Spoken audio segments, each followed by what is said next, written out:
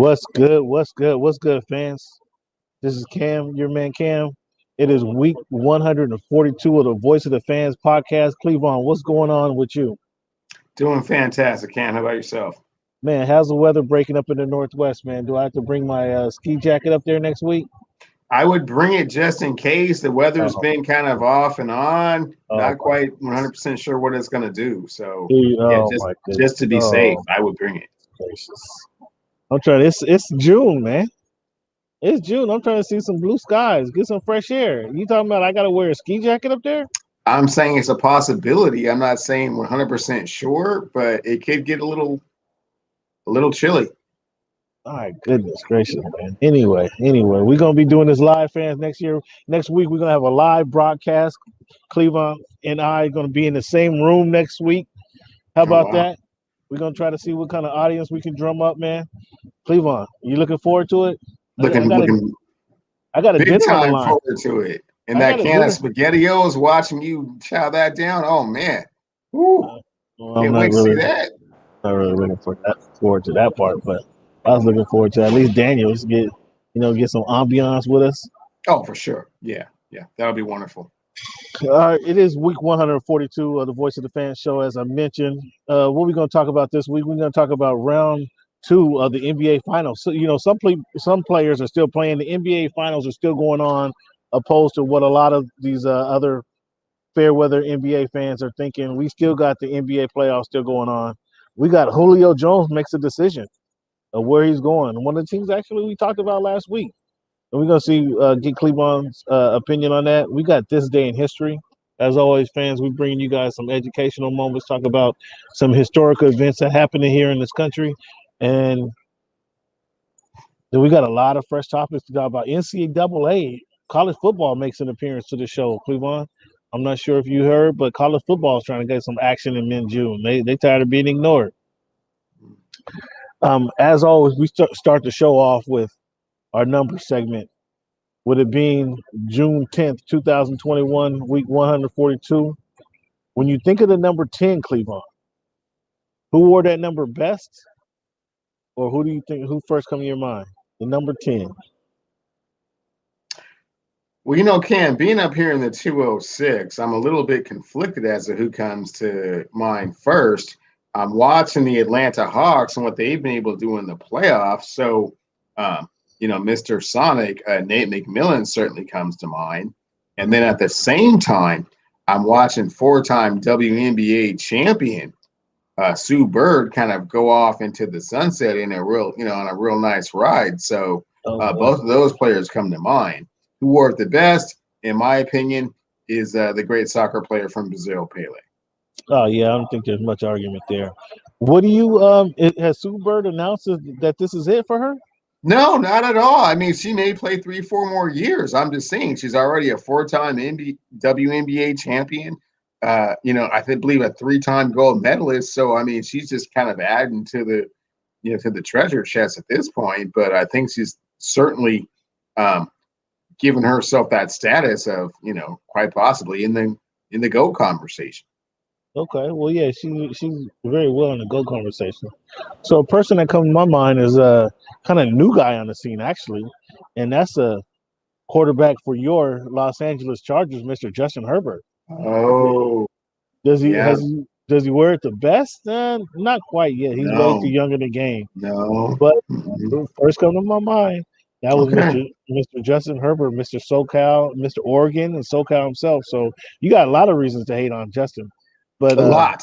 Yes. yeah, he's gonna show you who he is. In fact, if you haven't seen it by now, and then probably the guy who wore it the best, man. Yeah, who can argue with the soccer great?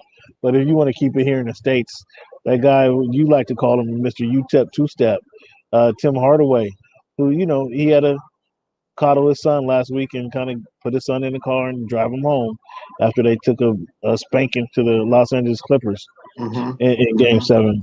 So Right. Tim Hardaway. And the number 42. I mean, we could go any different directions here with it being week 142. Who wore the number 42 best, or who come to your mind first? Considering the platform, Cam, the answer is the same for both, and that would be Jackie Robinson. Yeah, that's about right. I mean, I don't know if Ronnie Lott is calling, is she's dialing your number yet, but Jackie Robinson is about right. I was looking for you to say Vin Baker, maybe. No, would never Yeah. say that. Oh, okay. Just to clarify. Mr. Cleveland, we got some NBA still going on, man. I'm not sure how much NBA you're watching, being that your team was abruptly eliminated from the playoff contention here recently. You didn't want to talk about it last week. Do you want to get of a postpartum about your team and kind of what you saw from them scrubs this season? I mean, that team this season. Sure, Cam. I will definitely do the postpartum. Now that the Lakers are not in contention to win another championship, back-to-back championships. We knew that. As we have knew that going discussed. into the year. Excuse me, may I speak? Okay, thanks. So as we discussed many times on this show, it was a condensed season for the Los Angeles Lakers. Oh boy! It resulted in a lot of injuries down the stretch. They were not able to put their full team on the court at critical moments, and unfortunately, it cost them. They were exposed with regards to some of their role players. They didn't really play their roles very well. The godfather of the Lakers has gone on record, and for you guys that don't know who the godfather is, that's Irvin Magic Johnson. And he said, yeah, that dude from Germany, that point guard, yeah, all of a sudden we don't really need him. We don't really want that dude back. He's not really a Laker. And so, yeah, we'll start there. So they'll have some changes at the point guard position. They'll regroup. They'll assess what happened here. But let's be honest, Cam.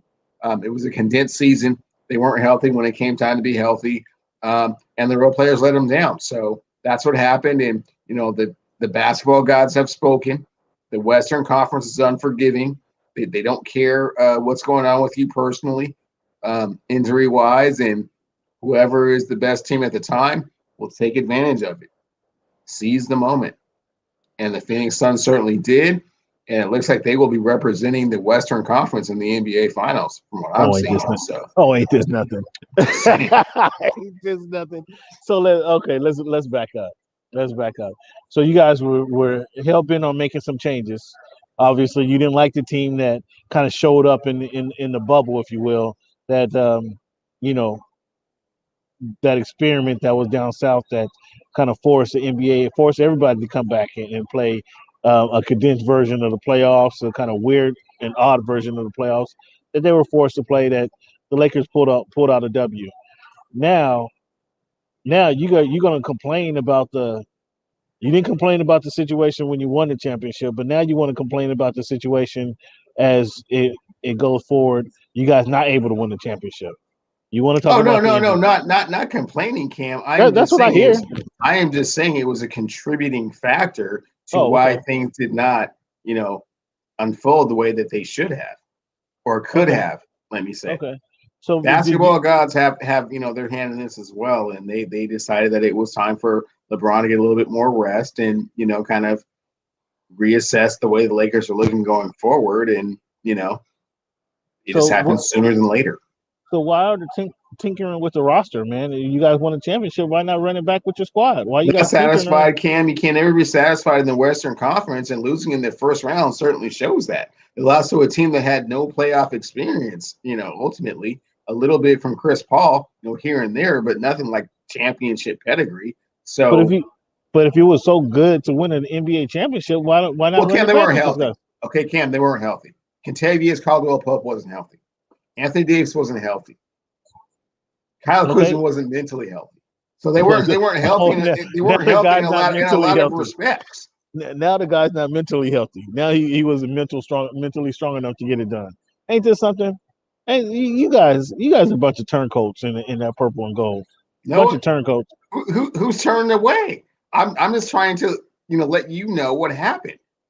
You asked me to evaluate what happened with regards to the Lakers not still being in the playoffs and not being in contention to go back-to-back NBA champions. That's what happened. Okay, well, in all these years, I'm ashamed. You guys ought to be ashamed of yourself, actually. You guys ought to be ashamed of yourself. Because where's Dwight Howard at? Where's he at? He's in Philadelphia. Quite Are they? possibly might, get Where to are the they at Eastern in the Conference playoffs? Finals. Oh, really? Where's JaVale McGee? Where's he at? I believe he's over there in Denver. He's getting some minutes here and there. Okay. So those are two contributors that you guys just decided to let go. So everybody you let go actually is in the We second didn't round of the decide to playoffs. let them go. They were free agents Everybody. and decided to pursue greener pastures in other locations. That's not something the Lakers have control over. Oh, they couldn't make him an offer. They couldn't make an offer to They keep him did on the make them squad. offers. They made them very generous offers, and they both said no. Okay. Well, the way if I was treated that same way that they were treated, I might have said no. Let me go figure something else out myself, because when you don't talk to them, whether it be the Godfather, whether it be the great uncle, whether it be number 23 or number 6, I don't even know what number he's wearing these days, but whether it be that It's guy number who, 6 next season. It will be number yeah, 6 next season. yeah, okay. Fine. Would have Why been not? 6 last season, but Nike threw a fit and said, "Hey, man, we've already printed all these, so you can't do it." Yeah, well, I mean, you got as much money as God. Buy those jerseys back if that's what you really Okay, well, want to do. let's not get into the LeBron James bank account. I mean, why are we doing that? We're talking about playoff Yeah. basketball, right? Oh yeah, we're talking about playoff. Yeah, Let's why not get talk all about into his bank let, account? What he let's not should and shouldn't be doing with his money? let's not talk about those guys no more. We're talking Yeah, about NBA yeah, playoffs. What's yeah. going on today? That's right. Let's do And that. let's talk about Nikola Jokic becomes the first second round draft pick to win the MVP. That's pretty impressive. Well, we were in agreement that he would win the MVP, and he finally announced. What's your thoughts on that? Congratulations to him. He had a fantastic season. The only player that was even close was Joel Embiid. He missed a ton of games.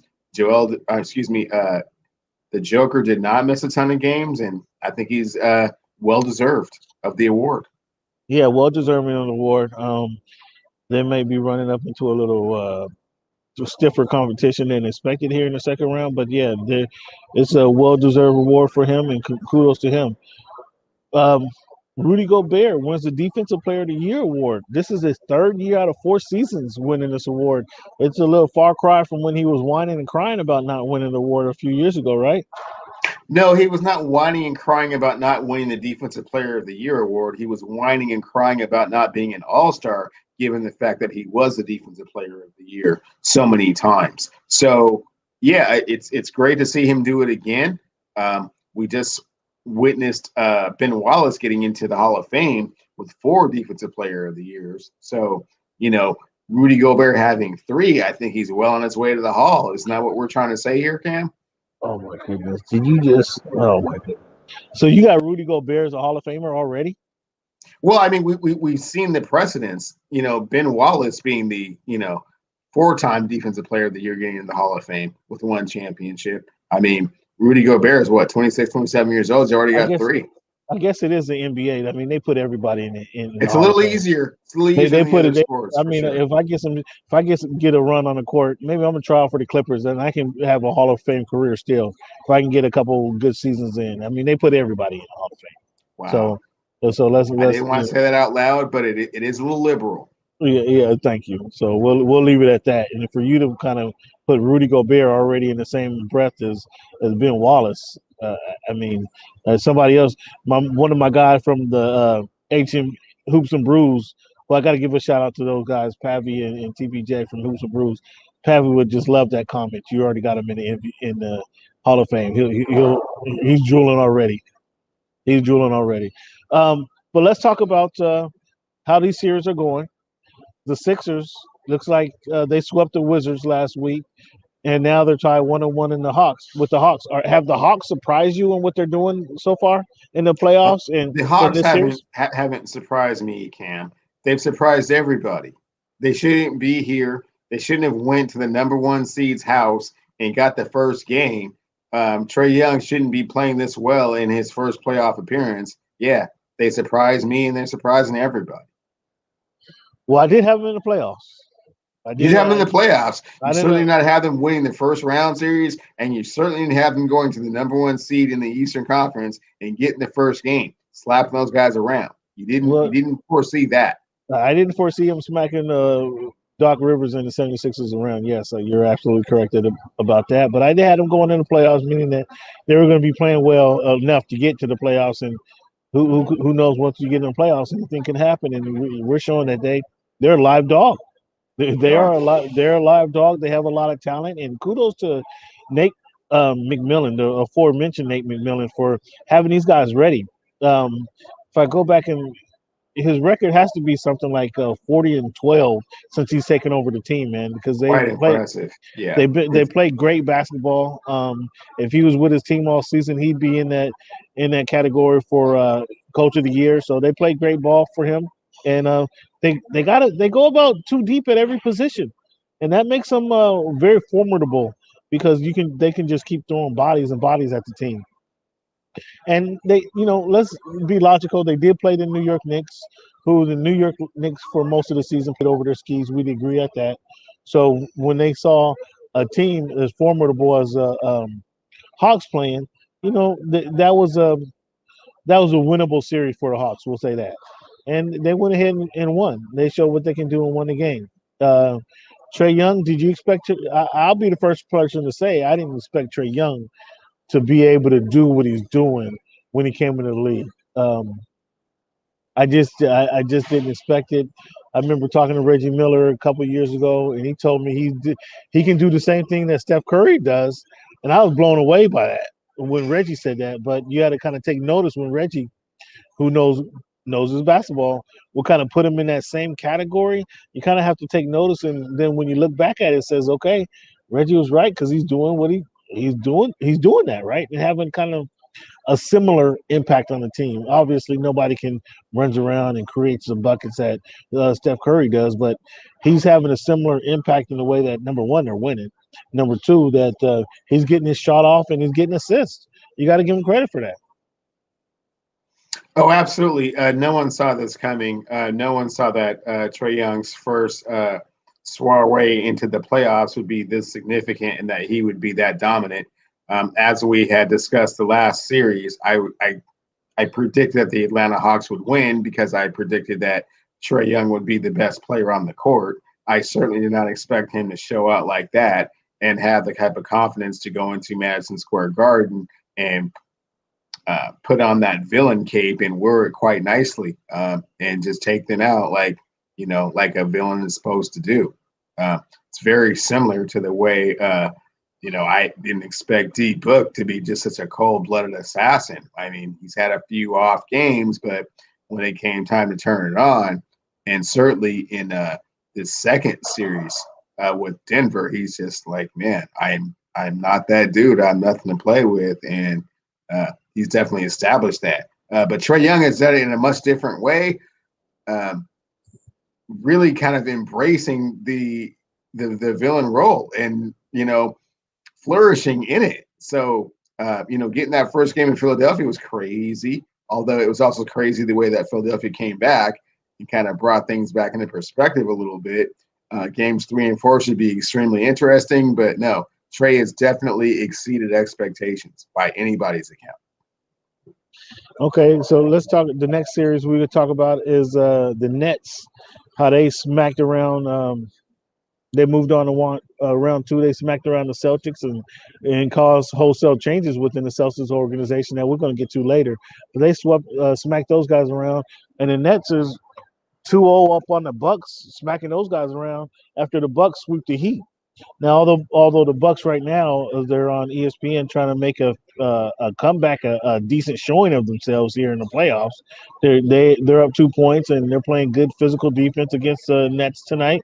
However, the Nets swept the Celtics as I mentioned, and the Bucks dispatched the Heat. What do you think of the Nets Bucks series, and do the Nets have a chance to come back and make this a competition, or have we seen the last of the Bucks?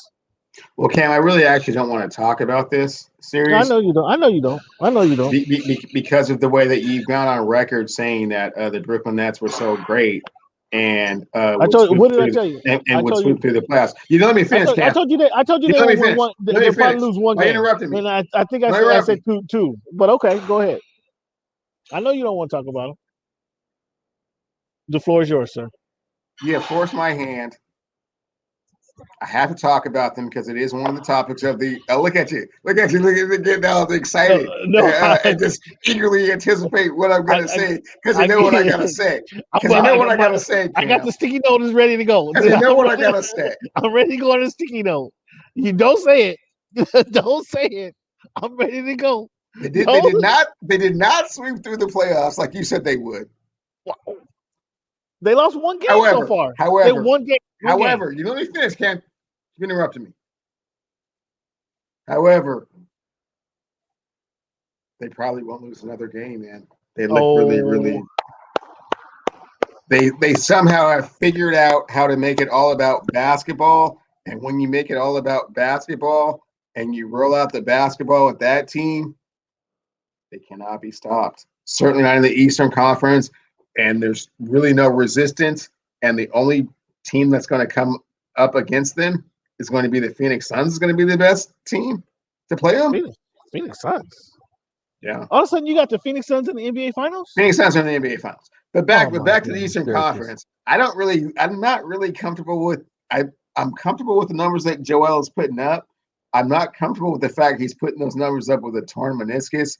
So I don't know what Philly can offer them. I know Milwaukee can't offer them anything. So they're doing this without James. They're doing this without James Harden.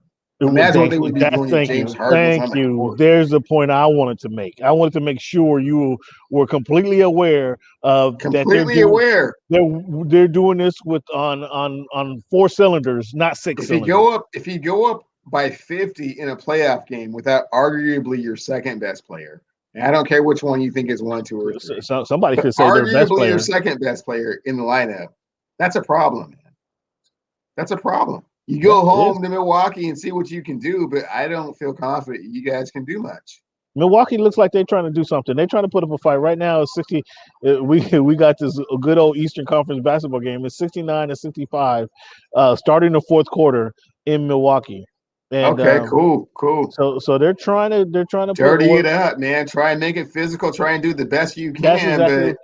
Tucker, since we've been sitting down, Giannis pulls a 3 and it's off. Tucker, since we've been sitting down in the second half, has already went forehead to forehead with Kevin Durant, screaming at his players to try to get these guys playing. To close the third quarter, they got a block shot and a 24 shot. Make it not about basketball, Cam. That's the best they can do is make it not about basketball, because if it's just about basketball. Yeah, if it's about Joe Harris shooting threes and about your boy Kyrie Irving getting to the bucket as he just did, I mean, yeah, the league. Oh my goodness, Kyrie just. Oh my goodness, Holiday's looking for his draws. Holiday's trying to pull up his draws right now on the court. It's incredible. Oh my goodness. So yeah, the Brooklyn Nets just went up 70-69 again with 10 minutes to go in the. See how quick that was, man. Cam, what was it, like 30 seconds we were talking, and it's already 10 minutes ago. 10 minutes ago in the fourth quarter. But yeah, it's I'm glad. I'm proud of you. I'm proud of you, sir. I'm proud of you. I'm proud of you. Game recognized game, Cam. Okay. I could be that guy and just be salty the whole time, but. I thought you were going to come out and say the Bucks are going to tie this season, series up. I thought you were going to give me something like that. I'm proud of you. I'm cheers to you, Cleveland. Cheers to you, young Sam. No resistance over there. 0. Okay. All right, clear. Cheers to you, buddy. So let's talk about the Jazz beat up the Grizzlies. And we're going to get to the Grizzlies, and we're going to talk about the Grizzlies and kind of what they need to do moving forward. But the Jazz beat up the Grizzlies, and the Clippers eliminated Luka. We're going to talk about Luka here in a second as well. But the Jazz, what did you think of game 1 with the Jazz and Rudy Gobert showing why he's actually the defensive player of the year? Well, hold on. Kind of watching. Let me ask this question. Let me frame this question. Was that, and we'll just look at the ending of the game then. Was that good defense or bad offense? How'd you see that?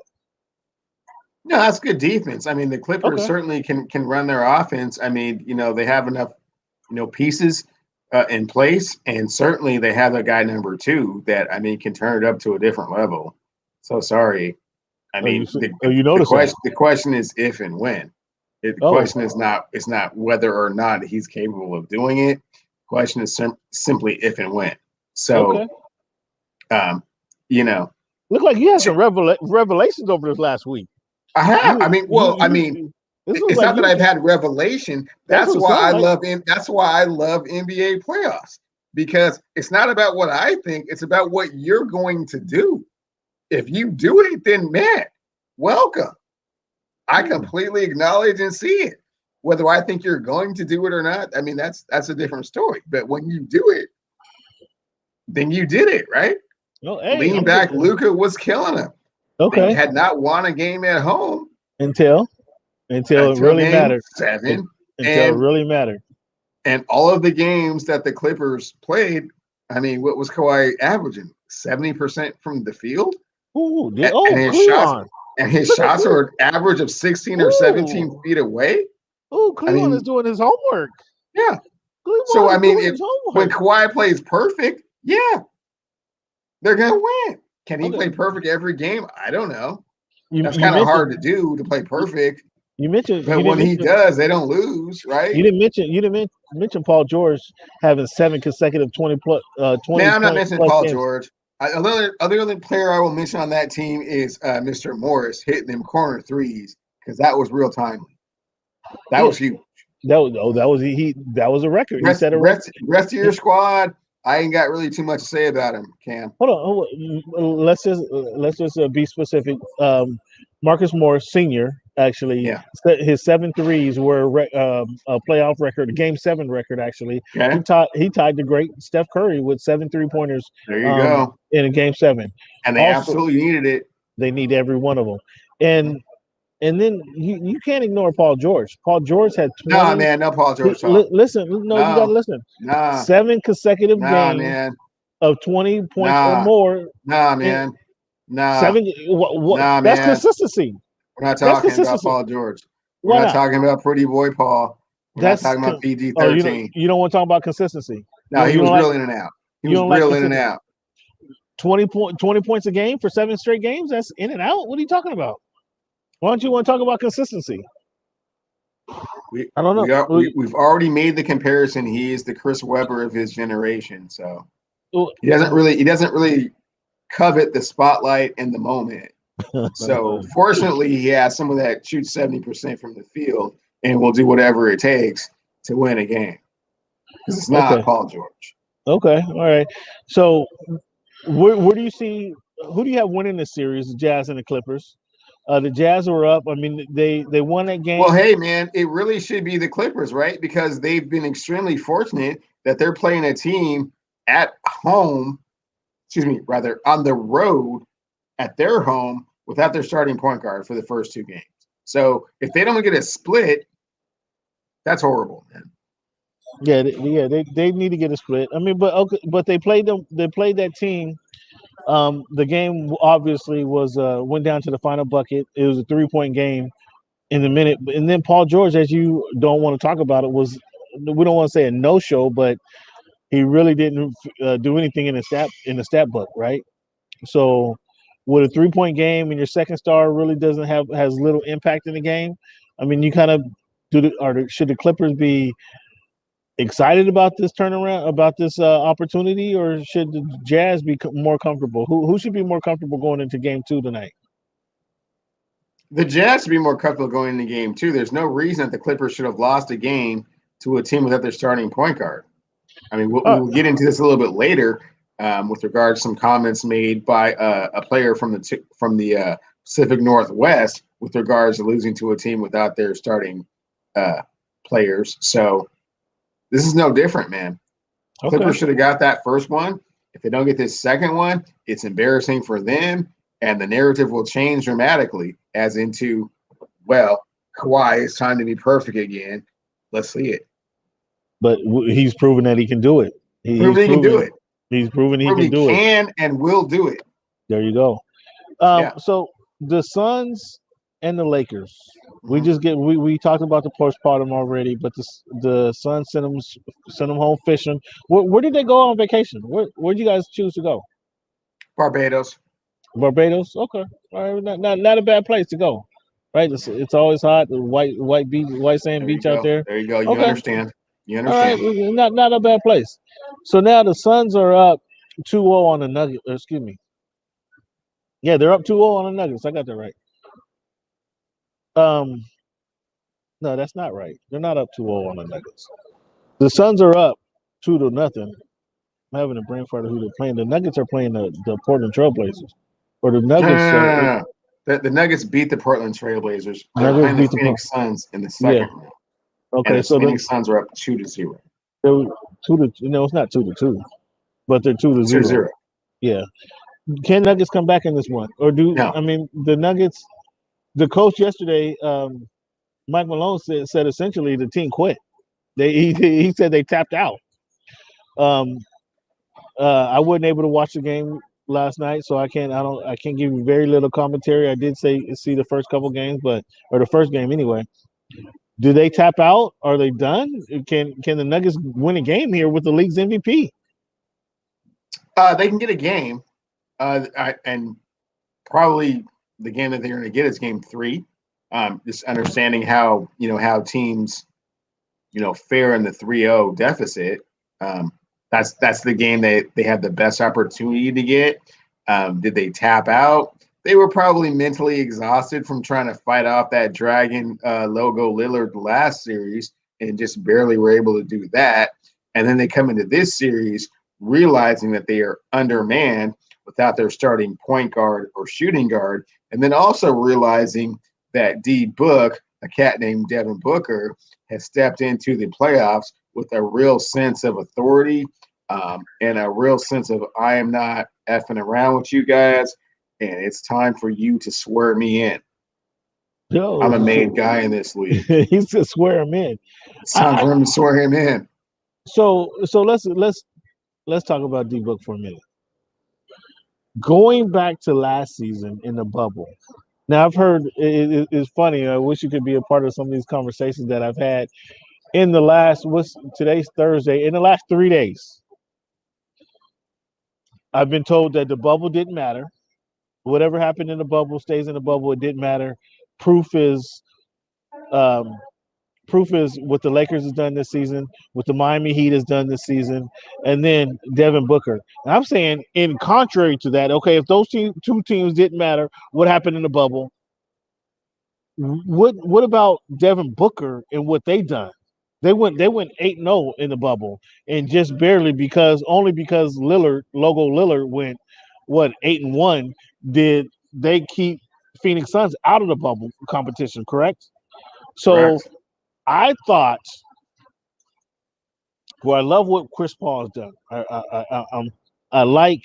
Not a huge fan of Chris Paul per se, but I love his play on the court. If you look up quintessential point guard in the dictionary, you should see a picture of Chris Paul and what he's done to that team.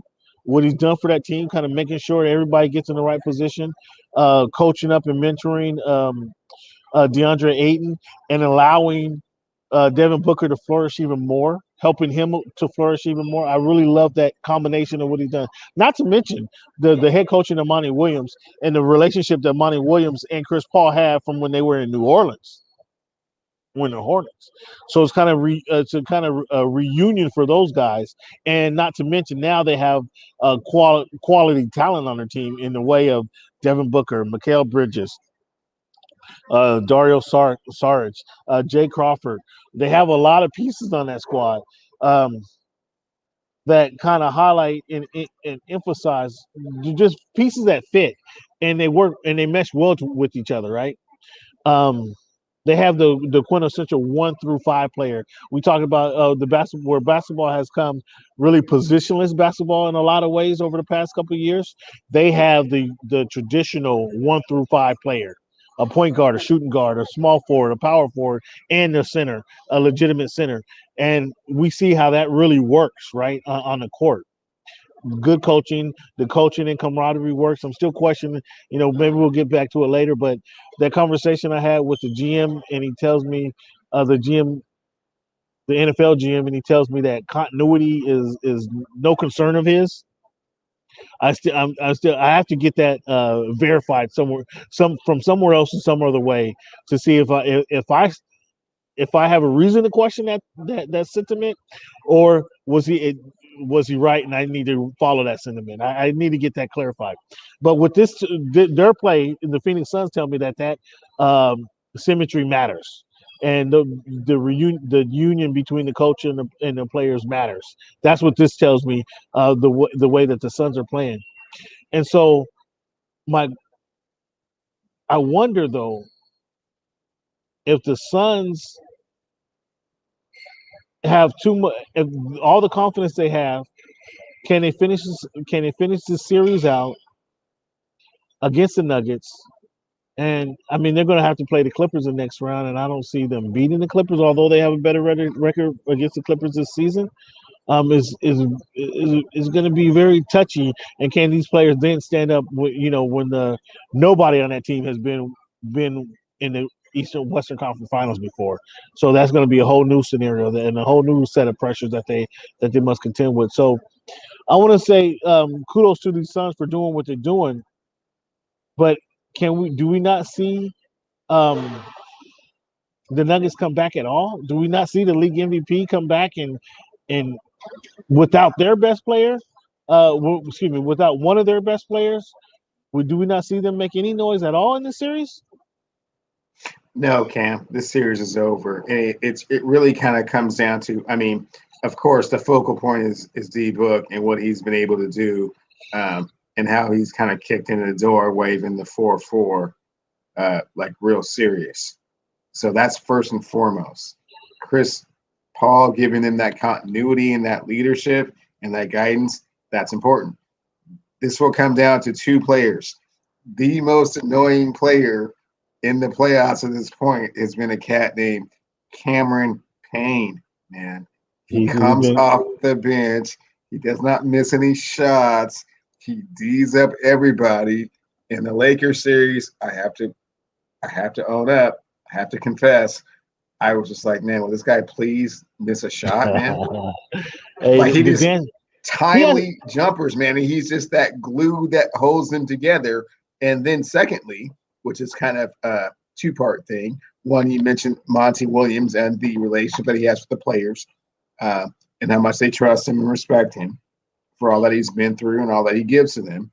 But in addition, the way that he's been able to utilize DeAndre Ayton and not try and make him something that he is not, which we discussed before. He's not going to shoot threes. He's not going to take you off the dribble.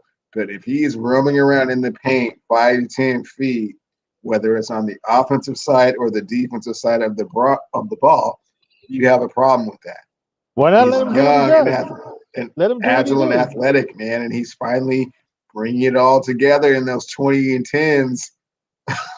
They just start to add up after a while. Let him do what he do. You don't need to make the player even. And this is what I have to admire this in the game, in the way the game has morphed into a lot of 3-point shooting and paints points in the paint. Let him do what he does. Don't try to turn him into a 3-point shooter. Don't tell him to move out and we need you be a stretch 5 and open up the floor. Let him control the paint. Let him get rebounds. Let him play tough down low. Let him get that under his belt. Let him be dominant down there before you start saying, okay, if you pull your game outside a little bit, now we can drive to the hole. No, save that. Save that for somebody else. Save that. Yeah, let him do what he does, and that's another good point. That's another good point from you on the coaching of Monty Williams, another feather in his cap. But let me go back to this. When somebody says the bubble doesn't matter, clearly you have a different impression because your team won a championship in the bubble. But does that bubble count to you? Is the playoff performance? Is that you're telling me you don't want to hear anything about Paul George? Is that because of his performance in the bubble? Certainly, the bubble was a unique experience for everyone, and everybody had to adapt on the fly and kind of try and figure things out. Maybe it was a little bit more of a challenge and an obstacle for other players and other teams. But to discredit what happened in the bubble is, That's not fair to the teams that were, you know, successful within the bubble environment. You know what I'm saying? Yeah, some people got homesick. Yeah, nobody wants to be in Orlando for 5 months. Yeah, you're just around the same dudes and you can't go nowhere. Yeah, yeah, yeah. That was the whole world, man. Why are you trying to make this so specific with regards to how teams respond and how they didn't respond to that? So, yeah, I think that the bubble and what they were able to do is significant. How it translated outside of the bubble, again, not to be biased, but on the Lakers side, it was really more injury related. I was really more disappointed in how the Miami Heat showed up. I really expected with them this to season. be the 2020 in the bubble defense in your face, and we'll hit some timely jumpers, and we'll just see how you guys respond to it. So And they were never ever able the entire season to turn it back on. let's talk about this. Let's just elaborate. I don't think we really had a deep bubble conversation. So when you say the way the Miami Heat showed up, so let me give you my opinion of the bubble. And I said this after LeBron and they won a championship. I credit LeBron for being a team leader, and that was the best leadership I've seen from him in his career by gathering these guys together. Nobody, if it's true, we got to take the players at their word. Nobody wants to Nobody wants to stay in Orlando. Nobody wants to see the same face, sleep in the same bed for the 3 months. See the same people. You see the team you just beat 5 hours earlier. You're in the same elevator as these guys. It's a unique experience. But LeBron, with his gathering the guys to play video games, playing board games, having card games, just unifying the team, building that extra camaraderie to get everybody bought in to what we're trying to do here, guys. And I mentioned this at the time it happened. Hey, I'm leaving my masseuse. I'm leaving my masseuse at home. I'm not bringing in my cook. I'm just like you guys. I'm here. I don't want to be here no more than you guys want to be here. But there's a championship at hand. We're 3 months away from winning the NBA Finals championship. Let's focus in on what these 120 days or these 90 days, excuse me. Let's focus in on these days and let's get this. Let's just stay zeroed in. And at the end of these 90 days, we'll walk away with a championship. Let's do that. That was the best job. The best job I've seen him do is leadership in his years of playing, in all his years of playing basketball. So I give him credit for that. So you can't ignore that. However, I think if all you have to do is fucking play basketball, there's no travel involved. You guys still getting some of the best meals in town. You guys aren't sleeping. We're not talking about you're sleeping in a fucking Motel 6. We're not talking about you're sleeping in a Red Roof Inn. You're in a 5-star hotel, getting 5-star food. You have the team masseuse. Okay, you have to get used to the team masseuse and not your personal masseuse. Oh, what? Come on, guys. Are we that sensitive? I mean, this isn't a Deshaun Watson situation where he can't call somebody in to get the late night rub down. You still getting the masseuses that you need, right? You still getting the care and the health. You're still getting, what am I saying? What am I trying to say? You're still getting the attention that you need to focus on your body and focus on your health. Games were played every other day, so you just develop that routine. Was it that fucking hard? Well, Maybe I'm think wrong. Cam, Maybe, I maybe I think have a you problem. no, I think you alluded to it right there. Is that the teams that showed stronger leadership and had more of an alpha dog? Now that you're kind of alluding to it, either one of those two factors were the teams that were kind of in the final four. And so what it came down to from a retrospective perspective is that those other teams they did need those things. And without those things and without those amenities and without being superstars and being so far away from your family, it just you weren't able to respond in the same way, and you didn't have that leadership that kind of brought you guys all in and said, hey, we're all in this together and this is what we're trying to do. I mean, Kawhi Leonard, he will go perfect in a game. He's not going to pull you guys all together and have pizza with you guys. He's going to get out on the floor and do what he does, and then he's going to go to his room and don't talk to him until it's time to get back to the court for practice. So, I mean, I'm not saying that everyone has to have that type of domineering personality and that's why the teams were 100% successful in the bubble as they were. But I do think that was a contributing factor that gets overlooked, man. And you know, hold on, and a lot of those teams are also not to cut you off. No, hold that thought. It's 80-80, 130 left to go in the game. 80-80, 130 left to go in the fourth quarter. Brooklyn has the ball. KD pulls up from three, and it's good. The Brooklyn Nets take the lead, 83-80, with a minute 23 as the Milwaukee Bucks call a timeout with a minute and a half to go. I mean, less than a minute and a half to go. I just wanted to give that quick update. Gotcha. Go ahead. And in addition, you know, those teams were a little bit more youthful, hadn't been there before. And again, this was a unique experience for everybody. It just really kind of came down to how you responded to it. And there's no criticism for how anyone responded to it. I mean, you know, some people are just going to take it differently. And, you know, those aforementioned teams are just able to, you know, kind of, you know, round up the cavalry and be a little bit better about it. But I mean, there's no, you know, consequence to that. I mean, that's just what they were able to do. So again, over the past 3 days, I heard that the bubble doesn't matter. The bubble, what happened in the bubble, didn't count. But then I have to point out to what the Phoenix Suns were able to do in the bubble, and where people want to give Chris Paul MVP consideration. Well, I look back at last year and say they were a pretty damn good team last year because of what they did when they were able to kind of focus and come together and focus on things. They went 8-0 in the bubble. So adding Chris Paul to this team obviously is a great addition, but we can't say I can't look at their total season of what it was. I think at 39 and 43, and now add Chris Paul to the mix, and now they're 55. They win 55 games. I can't give that completely 100% to Chris Paul joining the squad because they were a good team when they were able to focus together without him. And we saw that evidence. We saw that evidence. And adding him to the team obviously makes them a better team. But I can't give it all to 100% Chris Paul. If anything, I give that more so to Monty Williams. Nonetheless, it was just some of the conversations I've had with people who know basketball over the last couple of days.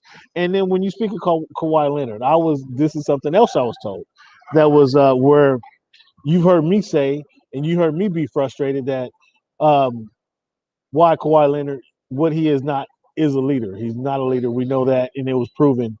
However, I was told, well, why even you know that about him? Why ask him to be the leader if you already know that about him? Well, don't look that direction for leadership if you know this guy's not going to give it to you. They have to look elsewhere. And then you heard me talk about when Rondo joined the team. Within 3 days, they threw him the keys to the car. Like that shows that showed me a sign of weakness. It still does. And if I can get somebody in off camera to talk to me about that, I'm gonna address that situation. Like, yo, within 3 freaking days, you guys just throw it. Here's the keys to the car, bro. Like, this guy ain't been nowhere. He ain't been through none of the heartache, none of the pain. But you just want to say, hey, get it off my shoulders. Here, it's all on you. I couldn't understand that. And again, my short-sightedness, I don't know what you call it. I didn't make it to the level that these guys are performing in. But somebody walks in the locker room in 3 days, dude. You have to earn us. You have to earn our trust. You have to earn our respect. I know who you are. I'm not disrespecting you, but yet and still, this is a different situation that you're gonna have to earn that. You're gonna have to earn the opportunity to sit in the driver's seat. You just don't get that coming in off the street. Like, so in other words, Cam, he's not walking into the Detroit Pistons locker room in 1987 and just being the leader of the pack, right? He's just not walking into a squad that's had strong leadership in the past and has an accomplishment to make. Yeah. It just shows that they didn't want the responsibility. You're saying the same thing about Kawhi that I've been saying why Carmelo Anthony is one of the most underappreciated basketball players of all time. Wait, how do you put Kawhi and Carmelo in the same conversation, Cleveland? You can't do Because this. they're in the You can't do this. conversation for the same reason. You expect him to do things he is not going to do. Carmelo Anthony is not going to play defense. He's not going to be your role model. He's not going to rebound. He's going to show up at the basketball court and put 28 points a game up. That's all he said he was going to do. That's all that you should expect of him. When you have all these other expectations of him, it just makes him think that he should be something that he's not capable of being. Wow, Same thing with Kawhi Leonard. You give him the franchise tag, but you know he's not really a franchise player in that respect. He has franchise talent, but all the other ancillary things that go into being a franchise player, he's not really wanting to do any of that. He has commercials where he has commercials, Cam, where he does not say a single word, man. Come on, what kind of pitch man is that? You just put Kawhi Leonard and Carmelo Anthony in the same scope, in the same bubble. As misunderstood NBA basketball players that unfortunately people put unrealistic expectations upon.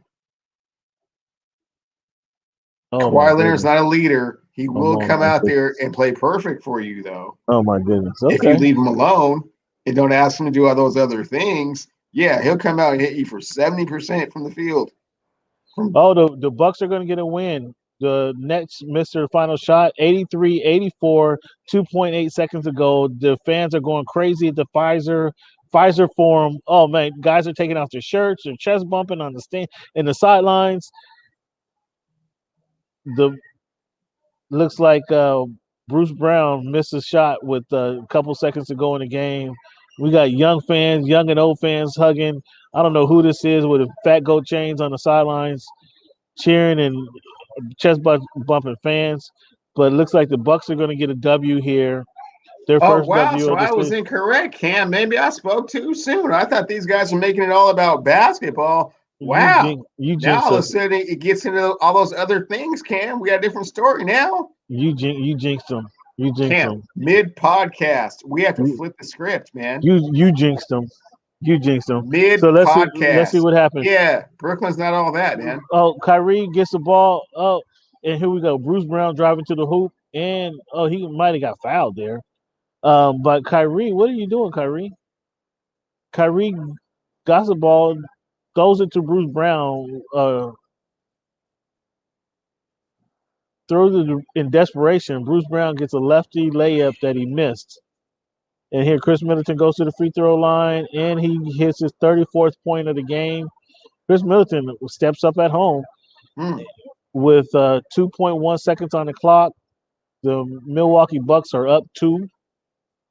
There's a timeout that Brooklyn has it, so they're going to call a timeout, no question here.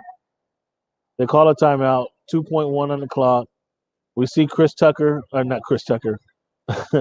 we see PJ Tucker throw Blake Griffin to the ground as the ball goes through the net. No foul was called, and it's crazy. The fans in Milwaukee can't believe they got to win themselves. They're grabbing each other's shirts, shaking each other like the child shaking syndrome. They can't believe they got to win. They're in position to win. Let's say that. The Bucks hit a 3-pointer here, goes into overtime. Well, I guess the Brooklyn Nets not who I thought they were. Oh boy, they've fallen back into their own heads. I mean, wow. How did they not beat the Milwaukee Bucks after being up on them by 50? Wow. See now the media's gonna get into them. And now they're going to start reading. I told you they might. And now they're going to start reading press, and they're going to start, getting internal. Like, what's wrong with me? Why don't they like me? And now it's not about basketball anymore. See, now it's about you as a person. It's like, wow.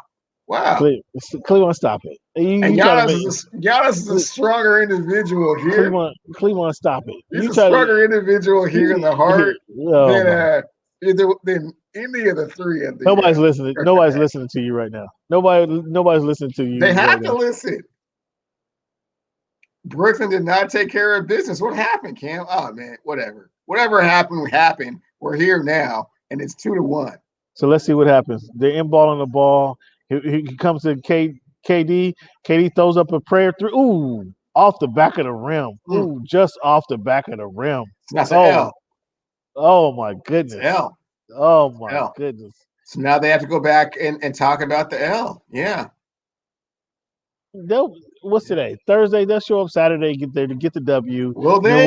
Milwaukee has Man, his you're only not one. nearly as confident. When they're rolling, they're great, but now they're not rolling no more. Look, your boy Giannis has to go sit down. Middleton's already sitting down on the bench. They're taking deep breaths. They can't believe what just happened. Well, they won. They can't believe that. Just gives them a load of confidence, Cam, to continue on with this.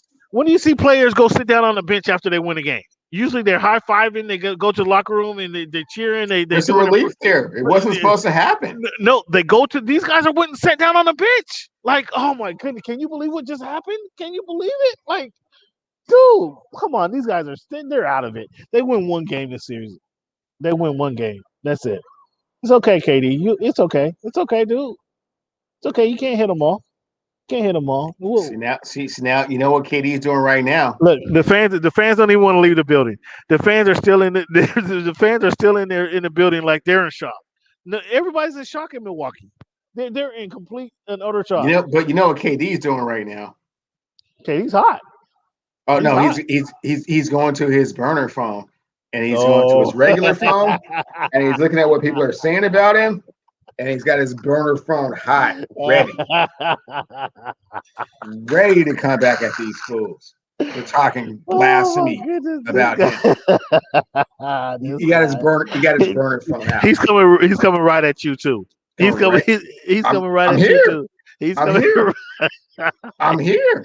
This nigga said he went to his burner phone. Oh my goodness. Okay, he's coming right at you too. Man, that was a cold one. That was a cold one. Oh boy. So we talked about the bubble. We talked about leadership, man. Went off track there, but I think it was a good conversation. So the Suns up 2-0. Do the Nuggets? You say that series over? It's a sweep. They don't. Over. Nuggets don't get one win with the league MVP. You don't get one win. League's MVP, Austin Rivers.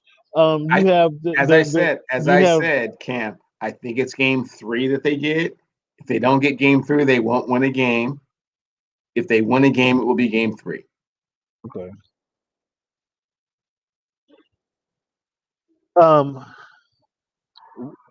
Talking about Portland Trailblazers, does Dame stay in Portland? No. He's gone. He's gone. He just signed a Supermax. Sure did. He's going to make 39 next year. 39 next year. I think it's 41 and then 42. Where's he going? You know where he's going, Cam. I don't want to say. I don't want to tamper. I don't want to tamper. It's too early. Don't say it. Not you. Too early. Not I don't you. want to tamper, but you know where he's going, man. What would be the best? What would be the best for his music career? What would be the best for his professional NBA career? What would be the best place for him to go to be anointed as one of the New York? The kings with the rings? New York? The Knicks? He's going to be a Knick? Well, with Julius Randle and Derrick Rose as a supporting cast, not quite sure that's the best place for him. I mean, one of those guys ain't going to be there. One of those guys ain't going to be there. Okay, well, I mean, it doesn't matter if both of them are there. I mean, that's not a very good supporting cast with regards to trying to win a championship. I mean, tell the people where you have him going. Let the people hear this. Hear this. Cam, I don't want to tamper, but I know it's painfully obvious where he's going to end up. You just don't want to say it out loud because you realize the ramifications of what would happen if Logo Lillard ended up where you think he's going to end up. I don't know. I don't want to be the bearer of bad news. I don't want to spoil it for everybody. Is he going to go to Denver and play with Nikola Jokic? No, they already have a point guard. No, who's injured? So we're but he'll be back. We're not sure when he comes back. No, he's not going to Denver. I mean, I know a team in LA who could use a point Okay, guard. so like I The said, Los Angeles remember Clippers. remember how I started this conversation out? What would be better for his music career, his brand, and his opportunity to be anointed, one of the kings with the rings? It wouldn't be in Denver. He can come. He can come in and play with Because Kawhi. there's no He can come musical, play. there's no music scene in Denver, Colorado, as you're He well can aware. he can come play with Kawhi and PG and just kind of help that Oh, really? They reunite got with they PG. got they got salary cap for that? Well, the Bomber they got Bomber. Oh yeah, I He's mean, if it was up to Bomber, yeah, sure, he would pay his salary out of his own pocketbook, but that's not how right, the rules work. So yeah, right. no, I mean, well, no. who are you talking about? Because that other team in LA is already at 90 million, For and they now, only right now they are. I mean, from word on the street and from my sources, they're going to shed some payroll here pretty quickly, and quite a bit of it. so let me get this straight. So you sign a 6 man of the year last season. You signed him in the off season, kind Yes, of an addition by subtraction, and yes. he's already on the book. He's already on the plane out of here. I mean, I didn't say that because I'm You, not going to he, speculate. I'm not going to oh, speculate with uh, regards to where Logo Lillard might end up. I just put the scenario out there as to what would be the best for him going forward and what other opportunities may present themselves. I But in mean, your well, hypothetical, yes, Montrezl Harrell would be on his way out. ain't so? There's no loyalty in with those guys in the purple and gold. You sign somebody, and then the next year he's out of there. You I you mean, talk about sometimes that happens. you talk about the golf. You It's talk a about the cruel business, Godfather. Cameron. It's a cruel business sometimes. You guys try to shortchange the kid by offering the German point guard. You try to shortchange him and offer him what 5 year for 84. He says no, and so he's not. All of a sudden, he's not a true Laker. Is that how He's that goes? not. He's not a true Laker for many reasons. I mean, his personality, his demeanor, his play on the court. It was a confluence of events really that What led to the Godfather saying that he's not going to be the guy. So what? Because he can't. and Because he wants. the Godfather has Genie's ear, and once he had Genie's ear, you got Rob's ear. So I'm not really anticipating Dennis Schroeder being there next year. What? Because he wants to spend time with the family, and they say somebody in the family come down with And because COVID, he's not a true Laker, because so he has to he's not a he, true purple and gold guy. he has to spend 10 days in quarantine because he spent time with his family. Hey But then man, he's not a true purple and gold guy. The but Godfather said so. the other guy who can go hang out with Drake and some movie stars, and there's no penalty at all. Like, Well, I think uh, it's already been established. If you're talking about LeBron James, that's somewhat facetiously and kind of back room style. I mean, well, yeah, that's LeBron. He's a well, Laker. ain't nobody. How did he become a Laker? How does he become By a Laker? winning an NBA championship, the Oh my 17th goodness! NBA championship for Oh, the world champion Los Angeles Lakers. What do you mean? How do you become a Laker? oh my goodness gracious! He's I already can't. been indoctrinated into the culture, Cam. He's a Laker. Next topic. What do the Mavericks do? That's who can use them. That's who can use them. And down south, maybe they can start their own musical empire down in Dallas. To be And perfectly honest with you, he would be cold blooded in him Dallas, and but he's not going there. him and Luca together, because Oh yeah, Luca that would be too much, Luca needs far too somebody to much. take the pressure off him, because you know what he does. He needs Yeah, somebody to take that pressure off. So the unicorn is not that dude. Logo Lillard would be fantastic in Dallas. He's not going there though. yeah, I don't know how if I'm taking CJ CJ for the unicorn. I don't know if I'm making that deal. Like if I'm Portland, for example, the Dallas Mavericks will gladly make that deal. But if I'm Portland, I don't know if I'm taking dude makes $30 million and you get 12 points out of him. I don't know if I'm doing that deal. So we'll see where Dame goes, man. You got Yeah, we'll see where Dame ends up. we'll see where he ends up. Yeah, We'll talk about that a little later as well. we'll talk about that down the road. So let's before we end this segment, let's talk about this implosion we're seeing from the Boston Celtics.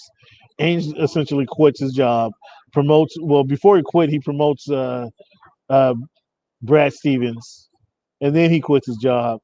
And now they're looking for a coach. What happens here in the Celtics? Apparently, they're looking for another point guard as well. You know, they had Boys and Men come out of there. They had BVD come out of there. Maybe they need to get the point guard out there. They can make some noise. He can make some music in Boston. Dame Well, Lillard. as we spoke before a few episodes ago, Cam, the best thing for the Boston Celtics would be to blow it up and start over by trading Jason Tatum to the Washington Wizards for Rui Hachimura, Bertans, and 5 first-round picks. See what they can do with that. Um, and during that rebuilding process, hire Sam Cassell as the coach. Played for the Celtics. Two-time NBA championship, really understands the players, and has been a great assistant coach for many years now. So maybe it's time for him to get his opportunity. We'll see what they want to do with Kemba Walker. I don't think it's worked out quite the way that they had anticipated. So they have some things to consider over there. But I mean, first and foremost, what are you gonna do with Jason Tatum? Dude can go 50 a game in a playoff game. So Do you trade Tatum before you trade Brown? Why you trade Tatum first? Donovan Mitchell. most trade value, and you shed the most salary. Donovan Mitchell, I think, has hit 3 3-pointers here in the first minute and a half of this basketball game. The Utah Jazz are up 10-2, and I know he hit 2. I think he hit the first one, but that's 6 unanswered points by Donovan Mitchell um, to take hold of this game here in Utah. Why you say send Jason Tatum to Washington for Hachimura and 5 picks and Hachimura, Bertans? Bertans, and 5 picks. So you got Tatum, Westbrook, and Beal. Yeah.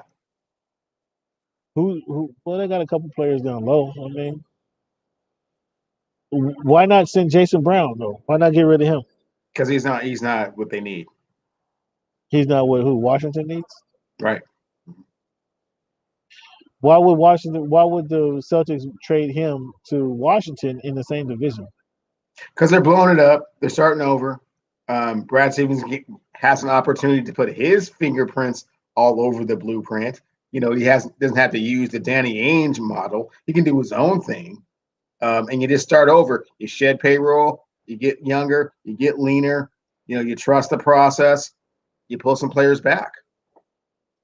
Man, I like Hachimura. I like Hachimura. Sure do. You got He's a 3-point shooter. You get a 3-point shooter in that mix. Mm-hmm. That's not a bad. Mm-hmm. Yeah, that's not a bad look. But what do you do at the point guard position? What do you do at the point guard position? If you're the Boston Celtics? Yeah. Do you go back and try to get Scary Terry back on the squad? Oh, maybe. I don't really think he's the answer. And, certainly we've seen what Kemba can bring to you. So, you shed that payroll as well, and you just start fresh, Cam. You just do what you can do. Wow. So we're not going to see the Celtics in the playoff for a couple of years. Is what 3 years, maybe. 3 to 4 years. Essentially is what you're saying. Okay. 3 to 4 years. Do you think the Grizzlies need anything other than experience, or what would you do with that roster? There's nothing that you can do with that roster because they can't bring in free agents to solidify what it is that they need. So unfortunately, they have to go through the process of drafting players, hope they work out, hope they maturate at the rate that you need them to, and then go from there. Memphis is not a destination for NBA free agents, so this is the best that they can do. Nobody wants to go play with Ja Morant? Nope. No? Mm-mm. One of the most exciting guards in the league? He sure is. No action. Nope. All right, but they made the playoffs, so maybe they sure did. Maybe they need a point guard, not a point guard. Excuse me. Maybe they need a shooting guard. Maybe they need a wing player, a more consistent wing player. Oh, they certainly need that. Oh my gosh, wouldn't Michael Porter Jr. make them sensational? He's not going there. Well, I don't think he's leaving Denver. Do you think? Who Are you? knows? Do you? Who knows? I actually do think Oh he's my leaving. goodness! Oh But boy!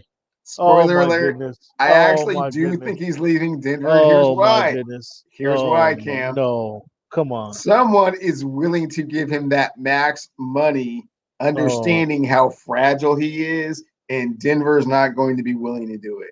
They can't. They're not going to be willing to afford that.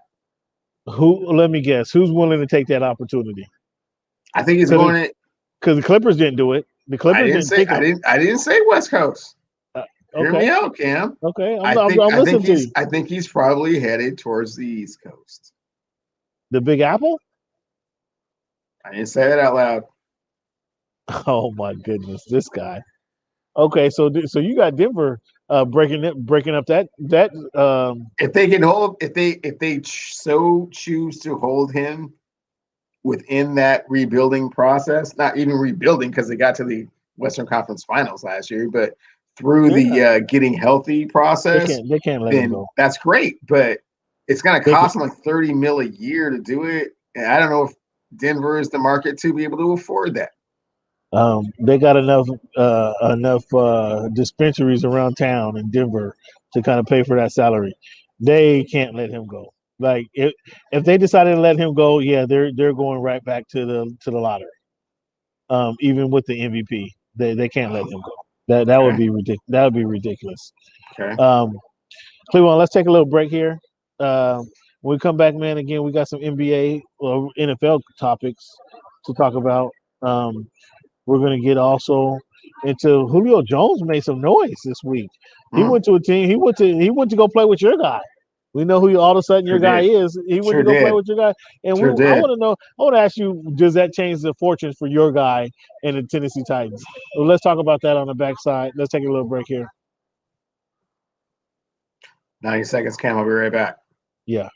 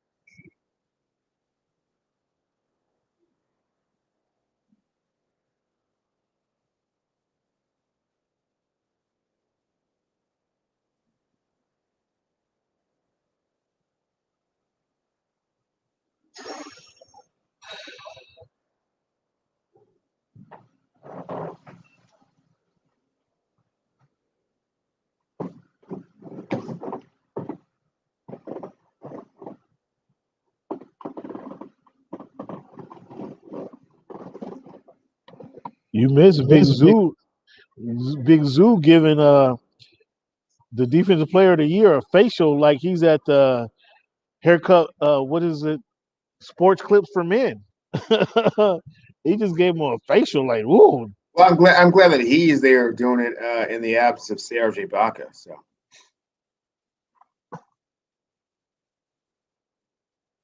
I mean, maybe if Serge was there doing it in the absence of Serge Ibaka, so maybe if Serge was there, they'd be a little bit more formidable. But we'll see what happens here.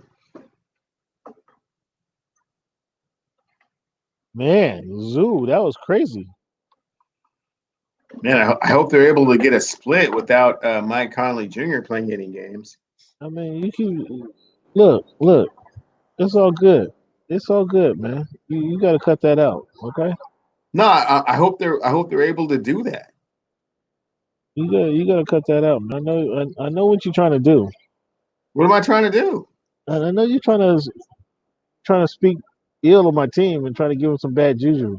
No, what I'm trying to say is I hope they get a split without the other team starting their starting point guard. But his point guard it hasn't been there all in a while. Okay, well, whatever, man. Cool, whatever. You don't think they should get the split? Then that's fine. Oh, they absolutely need to get the split. Again, they were a missed 3-pointer away from going into OT in the first game. So it's not like they got spanked, all right? It's not like they got waxed. All right, so fans, now let's go. We got some NBA topics, man. As I stated, Julio, we was asking last week what was the best fit for Julio. I thought the Seahawks needed to give him a call. They decided not to. I was thinking the Packers should have gave him a call. They decided not to. Julio decides to go to the Tennessee Titans. How better does this make the Titans? Oh, much better. Anytime you bring a player of the caliber of Julio Jones into your organization, it instantly makes you better.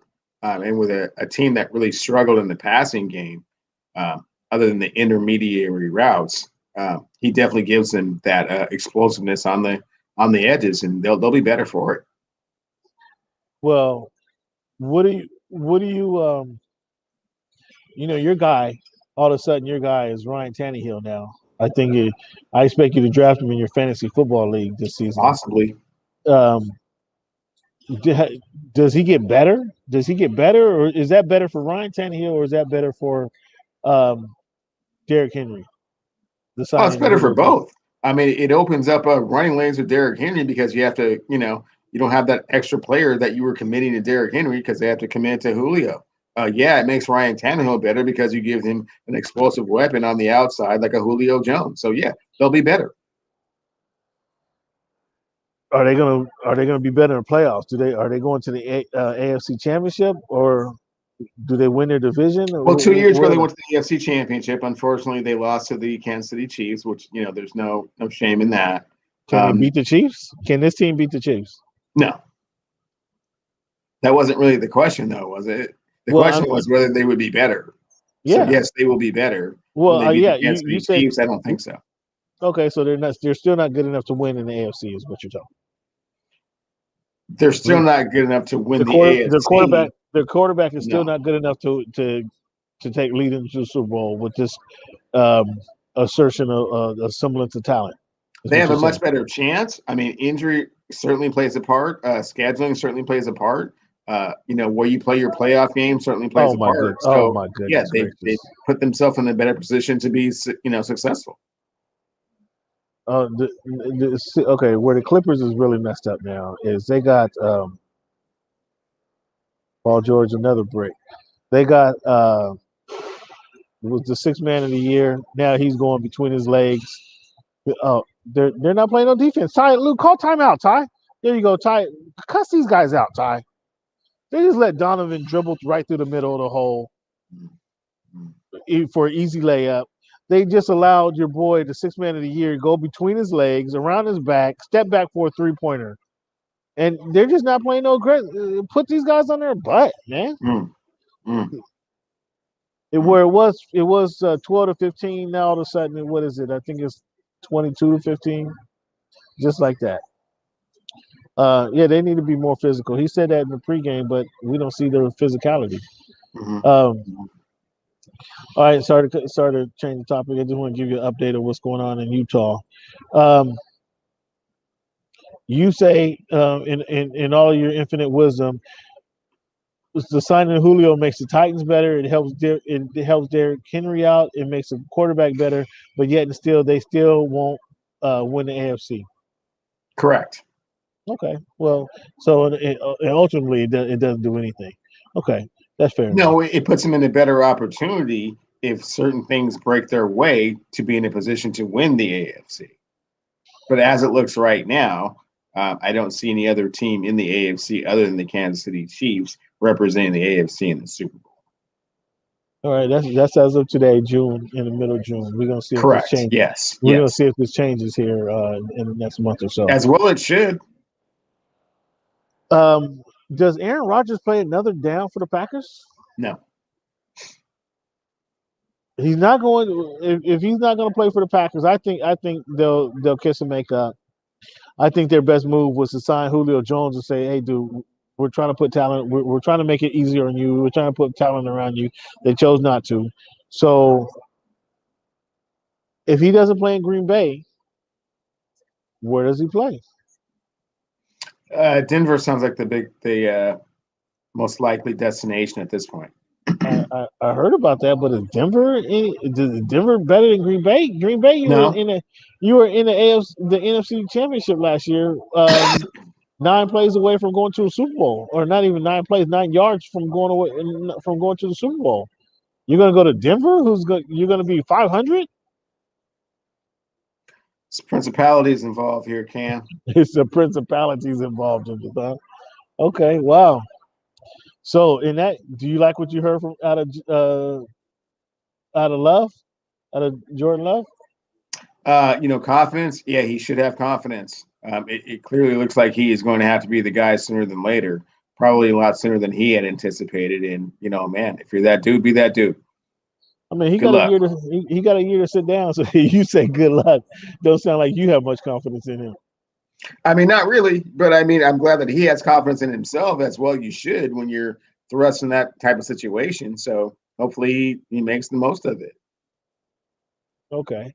So who do you have starting for the Saints? Who should start for the New Orleans Saints at quarterback? Taysom Hill. Over Winston? Jameis Winston? Yeah. Are you saying he will start or he should start? I'm saying he will start. Whether he should start or not, given what you really need from your quarterback, as opposed to a lot of gimmick plays and options. I think that Jameis Winston is certainly the better passer, but I don't think that he will start at quarterback. Wow. So they're going to go to the bullpen. How soon? How soon, if you don't have him starting the game, how soon in the season does Jameis Winston start? Or let me put it like this: how many games does Jameis Winston start if you start the season with Taysom Hill? If you start the season with Taysom Hill, Jameis Winston comes in for a relief appearance about week 6 or 7. Okay. And does he finish the season? So you give him about 10 games. We'll see how he does in his relief performance, and we'll see how the team feels about Taysom Hill and their offense, going forward after that. Let's not forget they do have Michael Thomas and Alvin Kamara. So, yeah, right, the right. quarterback So is an important position. But let's also not forget that 2 years ago, Jameis Winston threw 30 interceptions. That's okay. That's that's okay. Never okay. There's nothing about throwing 30 interceptions that's ever okay. You know what? I would have took 30 interceptions from Ryan Tannehill. No, you would not have. At least he's putting the ball. No, you would not have. At least you would he's not putting have the ball taken in 30 interceptions from anybody, which is why he is not in Tampa Bay right now. So it looks like the Clippers just look like the Washington Generals out here against Utah Jazz. That's not good. Oh my goodness, 16-24, under 4 minutes to go in the game. I don't think I've seen Donovan Mitchell miss a shot yet. I don't think he's missed a shot. Doing his best Kawhi Leonard impersonation. He just missed a 3. He just missed a 3-pointer. Oh, well, that was his first miss of the game. And here's Kawhi going to the post. They got DeMarcus Cousins in the game in the first 15. And DeMarcus tried to dunk on him. DeMarcus tried to dunk from the dotted line. knowing he can get ambitious. Knowing he can barely get over a piece of paper, he tried to dunk from the dotted line. But they seem to be playing more aggressive. They put Beverly in the game. They put DeMarcus Cousins in the game. And what do you know? We have physicality from the Clippers.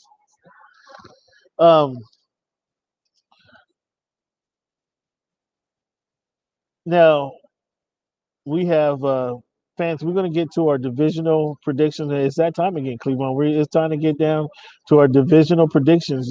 That's going to start next week. So, in person, we're going to start breaking down our divisions. So we'll have them all broken down by the time the season starts, and we'll be able to give our fans a full prediction come week one of who our Super Bowl participants will be. So that'll start next week. Our divisional predictions, but Troy Vincent, I don't know if you saw this or not, and with it being Pride Month, Troy Vincent said the NFL is ready to support an openly gay player.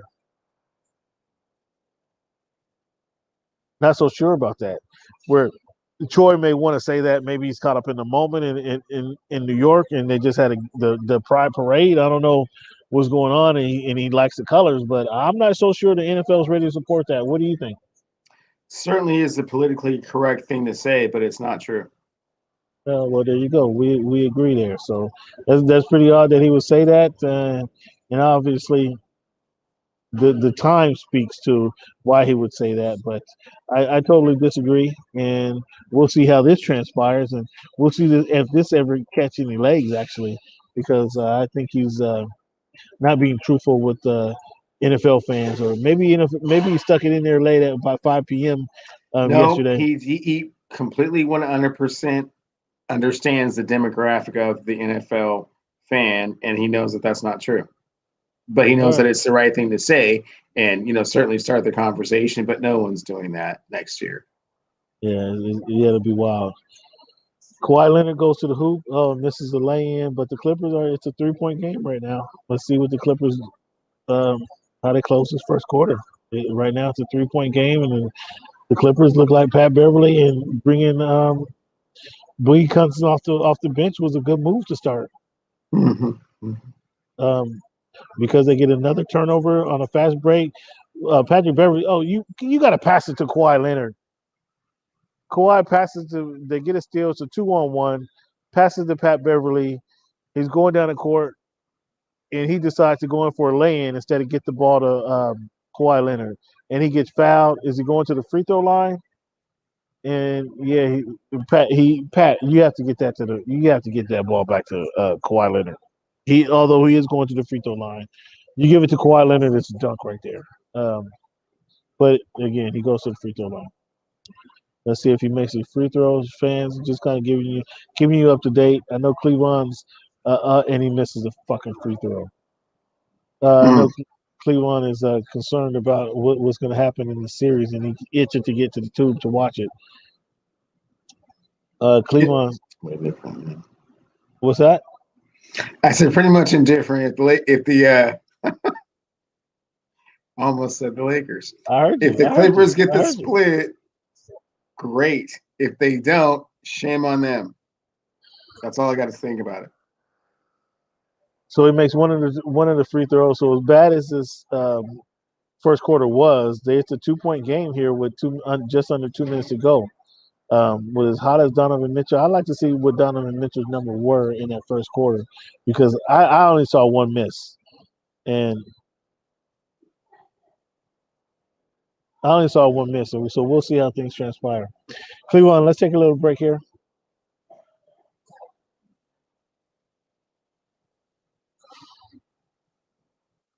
As we take a little break, stats. Let's see what we got going.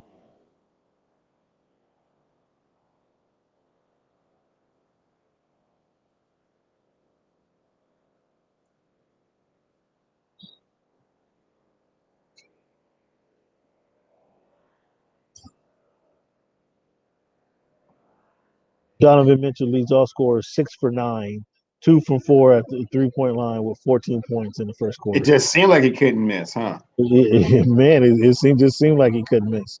2 for 9, yeah, he's killing. And again, it's a 4-point game with seconds to go. Oh, Batum got fouled shooting a 3-pointer, so let's see what's going on here. Uh, Bonjour. all right, fans, here we go. As always, fans, we give you the most exciting segment, one of the most exciting segments of the show. Um, Most educational segment of the show by far is when we have this week in history. So we talk about what things happen in history, give you some little uh, sports knowledge and just some culture knowledge. Richard Allen founded the Bethel African Methodist Episcopal Church in Philadelphia back in 1794, June 10th, 1794. Uh, June 8th, 1892, Homer Plessy refused to move to a segregated railroad coach in New Orleans, initiating the Plessy versus Ferguson 1892. So we never heard about that. He never refused. He never moved. Uh, that's something we never heard of. I never heard about Cleveland. Is Plessy refusing to get off of the segregated railroad coach in 1892? So way years before Rosa Parks and started the civil rights movement. Before she decided to not move from her, go to the back of the bus. We have Homer Plessy refusing to move from the segregated railroad coach to to let some other people where he wasn't supposed to be considering those times. This was in New Orleans back in 1892. Cleveland, 6/12/1983. Medgar Evers, I'm sure you're familiar with that name there, civil rights activist, was assassinated on June 12th, 1963. In 1864, Congress ruled that black soldiers must receive equal pay. So it tells you, man, they were getting paid peanuts as opposed to their white counterparts. But in 1864, Congress finally ruled that they ought to receive equal pay. Funny how to take some kind of court ruling for that to happen. In 1989, June 10th, 1989, we had Wayne Gretzky received his NHL, I should say, MVP award for the ninth time. 9 of them. That's ridiculous. 9 MVPs, big dog. Wayne Gretzky, really, was the king of the ice, right? Yeah, the great one. So 26 seconds look like the Utah Jazz are playing for the final shot here. And what are they doing here? They pass it out to Ingles, who shoots and makes a three. 15 seconds on the clock. The Jazz go up 30-26. Paul George is bringing it up court, playing for the last shot. 6 seconds to go. He's at the top of the key. What you gonna do? He's driving down the lane, kicks out to Luke Kennard, who makes a three. It wasn't in time. They counted it 29-30. Luke Kennard makes he made an appearance last game, was hitting some buckets. Paul George kicks it out. Did it count? It's out of his hands before it goes as the ball goes into the bucket as the buzzer sounds. Luke Kennard brings the game to a 1-point game. All of that noise that Utah was making it to a 1-point game right now. The Cleveland, last segment of the show. So we got some. I'm gonna let you go here. I'm just gonna ask one question. Let me get back and get comfortable. Hear this. Hear how this is gonna go. Cleveland. We talking about the Lakers losing. They getting dusted off by the Phoenix Suns. Who do you have coming to LA? Do you have Devin Booker coming to LA like Stephen A. Smith was talking about? It won't be. No, it won't be Devin Booker. Are you going after Ja Morant? It won't be John. No, it won't be Ja Morant. You talking about Jason Tatum on the trade blocks? Do you go after Jason Tatum? Jason Tatum is going to, hopefully, will be going to the Washington Wizards. He's not coming out west. Instead of drafting Lonzo, you could have had Tatum. You know that, right? You could have had Tatum out here putting up 50 points in the playoffs. That was the Markelle Fultz Jason Tatum draft. That wasn't the same one.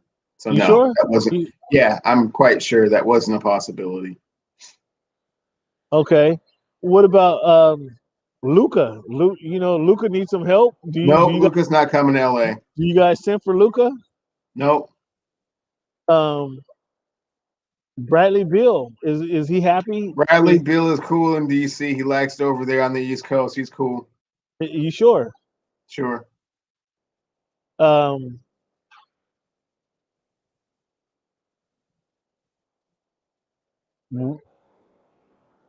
Dame Damian Lillard. It was Marco Fultz went number one, Lonzo Ball went number two, Jason Tatum went number three. Josh Jackson, De'Aaron Fox, Jonathan Isaac, Laurie Marketing, Frank Ntilikina, Dennis Smith Jr. Yeah, they could have had Jason Tatum instead of Well, Lonzo that's in the Ball. past. That's in the past. I'm sorry. What was it? What was the other question you asked me prior to that? Dame Lillard, does he go to Los Angeles Lakers? Does he? I mean, why would he want to leave Portland? He's the king of Portland. I mean, again, the aforementioned things that I said before. He could further his music career. He could further his brand. He could join the distinguished colleagues that are, Damon said those with rings. Damon said year after year he's not ring chasing. He wants to. Absolutely, he is not. Absolutely, he is to, not, Cam. And he's not one of those guys that wants to move around just to, right. further his opportunity to win a ring. He's not going to be 14 years into his career just going with somebody just to be a part of that. Right. But at the same time, he's seen the Kevin Garnett story, and he knows when it's time to go. And it's time to go. Now they just fired the coach. They fired Terry Stotts. Sure did. And they just asked him. They went to him, Dame, who do you want to coach the team? It was Jason. First it was Jason Kidd. He said no. He's Chauncey Billups. Now we're gonna get somebody in here. That's great. I mean, that's cool that you got your homie, like coaching you guys, but he realizes that it's not enough there in Portland, and they can't put together enough in time. His career is wasting away. It's time to do something different. It's time to do what's best for Dame Dollar. It's time to do what's best for Logo Lillard. Oh, they're cheating. They're cheating in Utah. They're cheating in Utah. DeMarcus Cousins gets the ball, goes down low. He's working his magic in the post. The Stifle Tower takes a shoulder to the chest and goes flying against the boards. DeMarcus Cousins pump fakes and then goes up and shoots the ball, and they call a foul on DeMarcus Cousins. I mean, he's a defensive player of the year. He's not the actor of the year. Like, he didn't win Best Picture. Like, come on, refs, get with it. Get with it. And they're still not calling a foul. There's no Lakers can't get, or the Clippers can't get one foul call tonight. The Clippers can't get one foul call tonight. Nick Batum gets a steal, drives a bucket, goes to the rim, and clearly gets hacked. And then your sixth man of the year can't miss. Jordan Clarkson he gets the ball, he can't miss. Chris Paul, I'm sorry, Paul George gets the ball in the middle of the rim, and he's not even looking for a shot now. He's not even looking for it. Don't understand it. Yeah, man.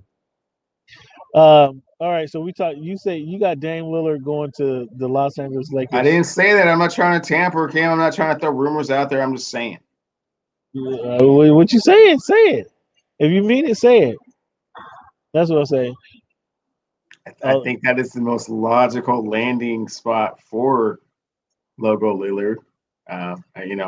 My sources tell me that things are kind of in motion behind the scenes, but it's too early. It's too early for me to really, come full circle with all that. But with the 4-year deal, and he's gonna be making nearly $40 million on his contract. I think I'm interested to know how the Lakers are going to fit that under their salary cap. It's very easy. They have a lot of salary that's going to be coming off the books this year, and there's also going to be a little bit of renegotiation on the back end from a few key players. You have a couple players. You hit another missed 3-pointer by Paul George. You have a few key players who aren't going anywhere. You have that number 3 guy who's making 30 million. You're gonna have that number. I mean, I don't know what number he's wearing this year. Number Six, 23, number 6. I don't know what six. number that It's guy's wearing. six. He's It's gonna be six. making. He's gonna be making close to 40. Yeah, Montrez already on the books. He's making. He's gonna make 10. Cam, Um, there are some things you don't need to be an accountant right now. Okay, there are I'm going to just be some saying. things that could. I know what you're saying. I know where you're trying to go with that. I'm just saying don't try and be the Lakers accountant right now. There are some things that can be worked out, and some accommodations that can be made, Oh, and some changes to some of the current salary that is going out going is K forward if is they were able to KCP acquire is a is player KCP of going the to be on your team? caliber of Is Damian Lillard. is KCP going to be on your team? Man, he's one of the he's KC one of make the it. homies. He's one of the He's clutch he sports Yeah, right. That's what I'm saying. athletes. So let's not. We don't think We'll he's going to be see. I anywhere. mean, everything has to be discussed. For the opportunity to land logo Lillard, I mean, he might just have to take one for the team. I'm not sure. We haven't But talked about it, fully just yet. he took one for the team in 2 years. For 2 years, just to get Clutch Sports in the door. I don't know. I don't know if you acknowledge that or familiar with that. But As I recall, Contavious Caldwell Pope was on house arrest. Couldn't even leave the area. You know what yeah, I'm saying? They're again. lucky they brought him back, given all the off the field incidents that he was having, Oh, oh off the wow. court incidents, I Oh should wow. say. So now You you're know what I'm gonna. saying? So that was like 4 years ago. They So did now him you're a solid. now you're gonna now you're gonna turn around and bring his character up I'm just saying. in the I mean, look, contract they negotiations. stuck by Ain't that him. nothing? They Ain't this stuck nothing? by him. He got a Ain't this? championship. They Oh, stuck by him a year again. Paid him tens wow! of millions of dollars. I mean, you know what I'm saying? Come on, Is take he your a company championship. guy? If he's a Take company guy, maybe. I mean, hey, man, take see your what the Pacific championship. Northwest is like for a year or two.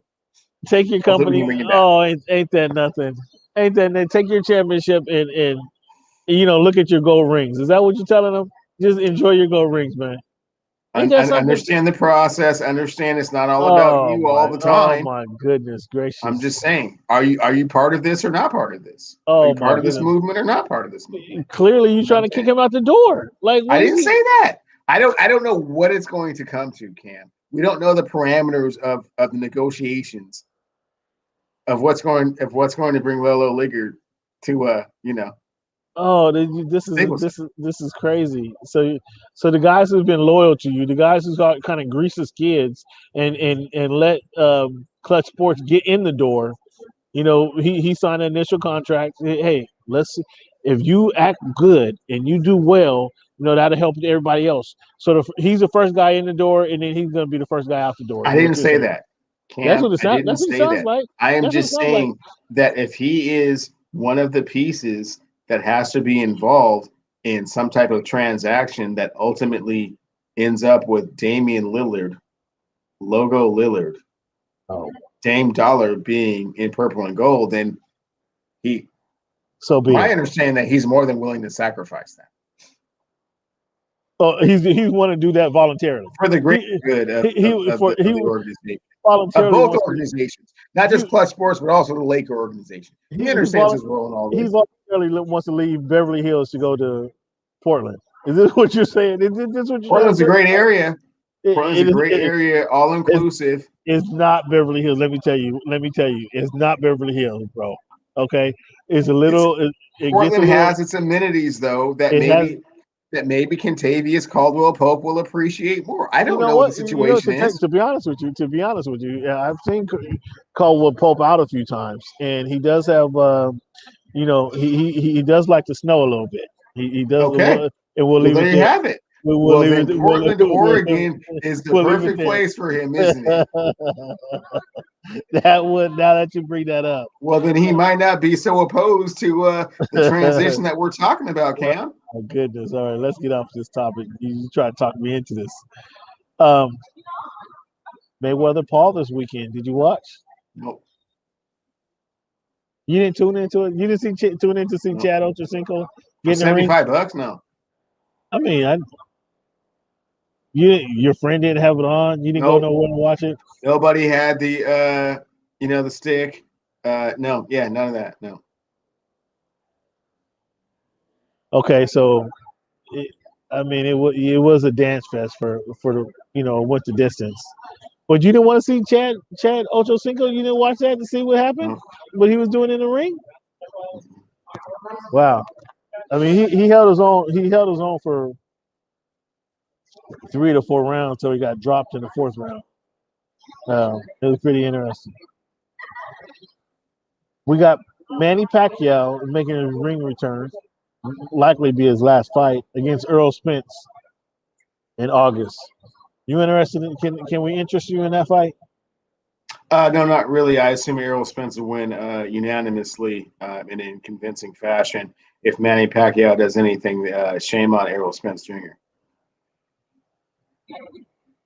That's yeah. I mean, you have that correct. You have that correct. So let's get to a topic that you do like: NCAA college football. Hmm. 12 team. What do you think about the 12-team tournament?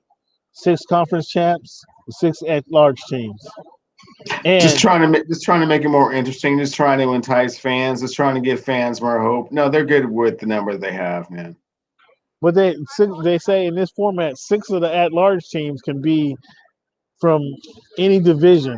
There's no limit on. So what, man? There's no No, limit on the. they do a great job of picking the teams that are supposed to be there. Every once in a while, maybe 1 or 2 teams gets kind of snubbed, but not 6 teams. No, So you're not a fan of the 12-game playoff. no, Added 3 more weeks to the waste of college time. football season. Waste Okay, of time. interesting. Okay. Did you watch any of the women's college World Series? Little bit, little What? bit. My Huskies were there for a minute. Got kind of roughed up by Oklahoma, who ultimately ended up winning the national championship. So yeah, I saw a few fast pitches. Yeah, Okay. What do you is that women's fastball? I'm gonna have to admit, women's softball down in the South, man, they play sports year round, and they have tournaments like every other weekend. Women's women's softball from middle school to high school to college. Like these girls really play. They're not. It's not a seasonal game like you may think it is. It's a year round event that they really take it seriously. Um, did you enjoy the women's softball? What you think about that? I do. I always like kind of like the intensity of especially the women's college World Series, so to speak, and just kind of seeing the differences in the game and pitchers changing speeds and location, and it's really just all about contact. And once you make contact, I mean that ball is gonna go. But it's interesting to kind of watch the strategy and how it all unfolds, and who the great players are and what they're able to do. Sports is sports. Okay, yeah, I mean, I like it being competitive. It's always interesting to see them play and be competitive. So kudos to them for getting out there. I think it's Oklahoma won it all, correct? Correct. Yes. Yeah, so kudos to them. Um, so let me ask you something about a sport you do like. You have affinity for Naomi Osaka. We didn't talk about this last week, but she decided to. First, she said she wasn't doing the press conferences. She didn't want to talk. And then when they find her, 15 grand, she says, "Okay, well, I'm just not going to play the French Open." Bigger loss for Naomi Osaka or the French Open? And then, what do you think about her sitting out, the #1 tennis player in the world, just sitting out the French Open? Couple of things about the Naomi Osaka situation. First and foremost, they fined her for not talking to the media, but then they said that there would be further disciplinary action at this tournament and other tournaments if she didn't speak to the media. So it was a situation where they were trying to put undue pressure upon her to speak to the media in a not so nice kind of a way. Probably not fully understanding what she was going through with regards to her mental depression after her victory over Serena Williams at the U.S. Open, and just how it's kind of progressed, and how her inability to effectively communicate with the media has kind of taken a toll on her. Um, since then, the other Grand Slam tournaments have addressed situation with regards to how to handle it going forward. Um, so hopefully something positive comes out of it. And she has also pulled out of the first tune-up to Wimbledon, which is just a few weeks coming up. So that's kind of a concern with regards to why she's not playing that tune-up tournament for a Grand Slam. So that leaves the question as to whether she has a right to decide that she's not going to talk to the media. Um, as I have been kind of looking at the whole situation from afar, going back and forth, um, I feel for her as a person with regards to what she's going through emotionally. But when you're in that situation and you're in that position, talking to the media is part of your job. So there's no way that you can just say, oh, this player just can't, doesn't have to talk to the media because she doesn't like to, and she's shy and she gets nervous or whatever anxiety comes about because of it. That is part of being a champion at that level. She's a 4-time Grand Slam champion. So to just say that she just doesn't have to talk to the media is crazy. But at the same time, to be unsympathetic to what she's going through would also be crazy. So it puts everyone in the world of tennis in a very precarious situation because they don't really know how to deal with it or what's the best way to deal with it. There is no precedence for it, but you can't have one of your top 4 players in the world just not talking to the media, and you can't have one of your top 4 players in the world not coming to major Grand Slam tournaments because they don't want to talk to the media. So they have to figure this out quickly. I don't know what the solution is, but hopefully they come up with something very soon. Wow, I'd agree. They can't have her not talking, and they kind of think, as you just stated, they need to figure it out because media commitment. I do agree. The media commitment is part of the game. It's part of why you make millions of dollars per event, especially these Grand Slam events, and it's part of her being part of the draw.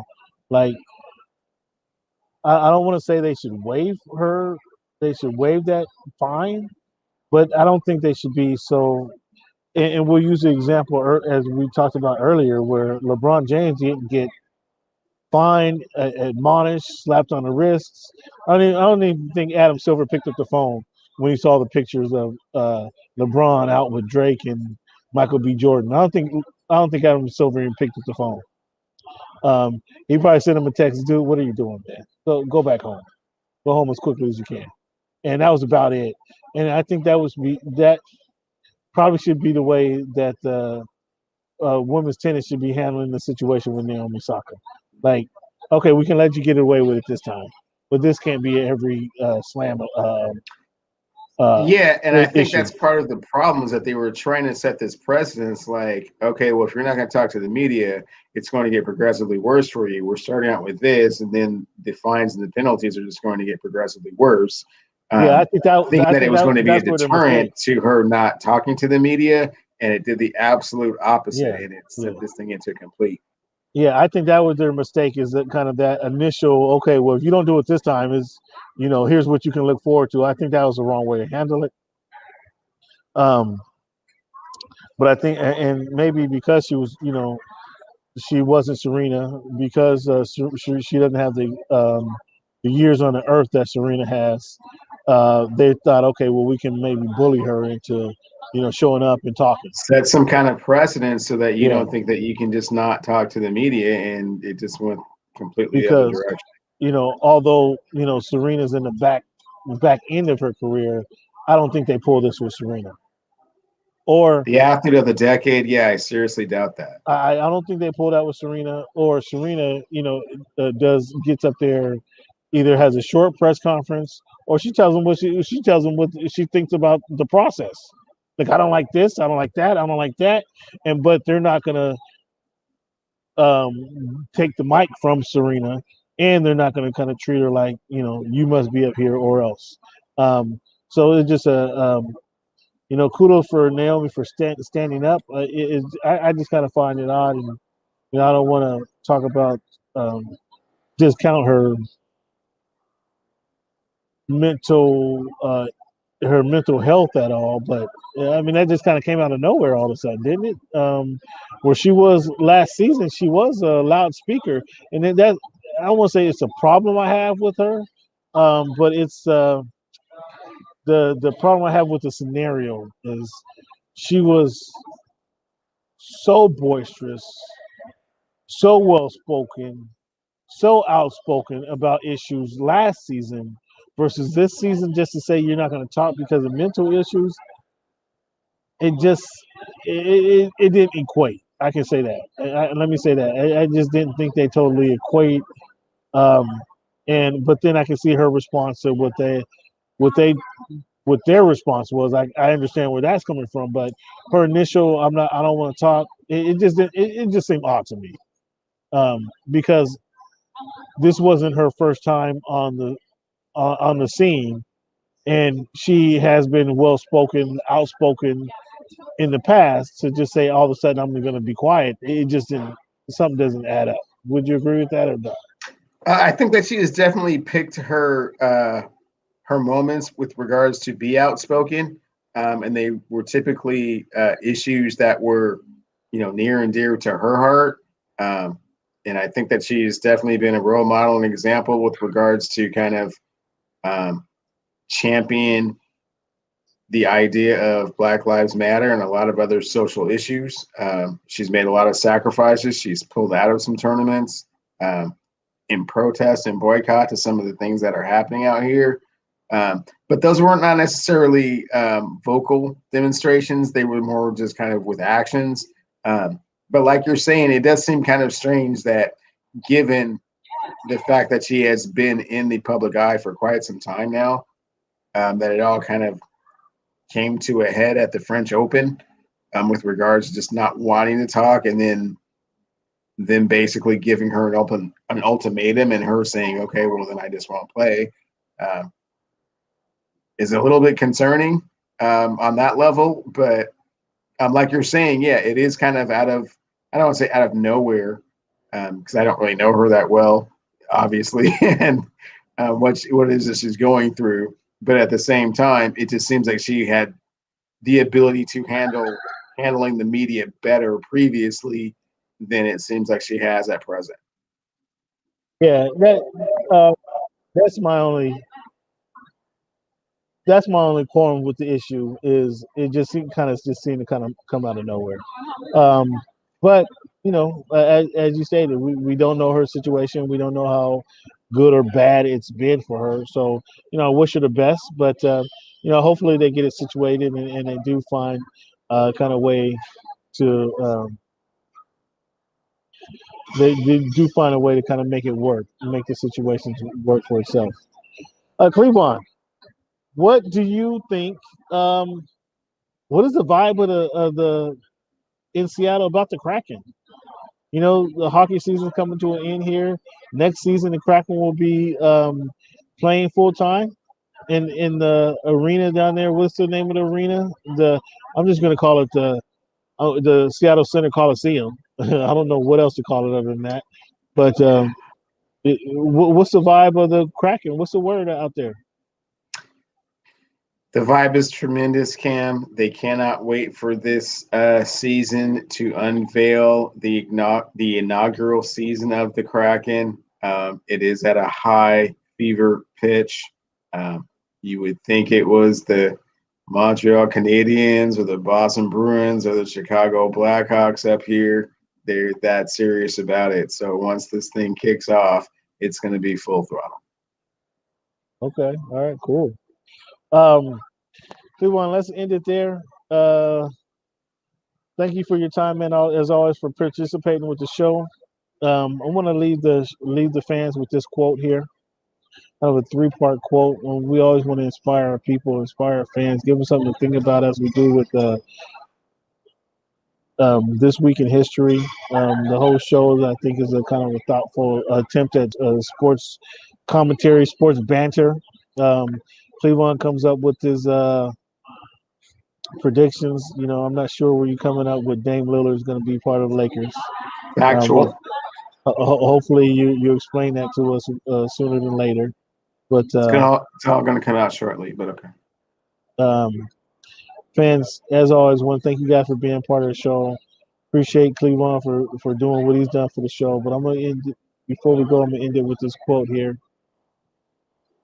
"Coming together is a beginning. Keeping together is progress. Working together is success." So I want to thank you, Cleveland, for working with me. Fans, thank you for working with us and being part of the show for so long. Um, and as always, we just want to give you guys some drops of knowledge with you guys. Fans, please go mash that subscribe button if you're watching us on YouTube. Shout out to the guys at H&B Media. We didn't talk about them earlier. But if you're watching this on YouTube via H&B Media, hit that subscribe button, give us a like, give us a comment, let us know what you think of the show. If you're watching this on the Voice of the Fans on YouTube, hit that subscribe button, leave a comment, let us know what you think of the show.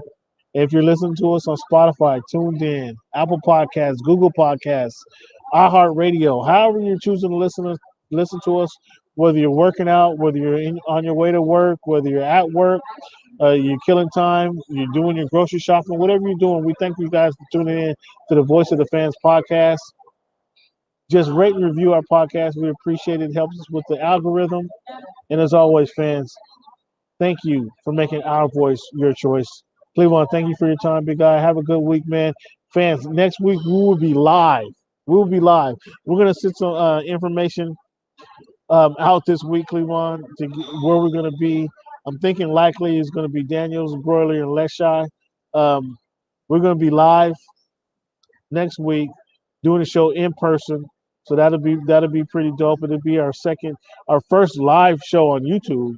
It'll be our second live show. We did it recorded before, but it'll be our first live show on YouTube. So, fans, we're going to send you some information. Cleveland, how can they find you? At Clevey Wonder on Twitter, Cam, and Cleavon Steele on Instagram. And I am at What's Good in Sport, the letter N, Sport Singular on Twitter, Voice of Fans on Instagram. So we'll be sending us some information out within the next day or so of where we're going to be, when we're going to be there. We're going to be live in Seattle, Washington, do our first live broadcast on YouTube. Please want to thank you for your time. Thank you for your participation. Look forward to working with you next week. Right on, bro. Can't wait to see you. Have a good one. Take it easy.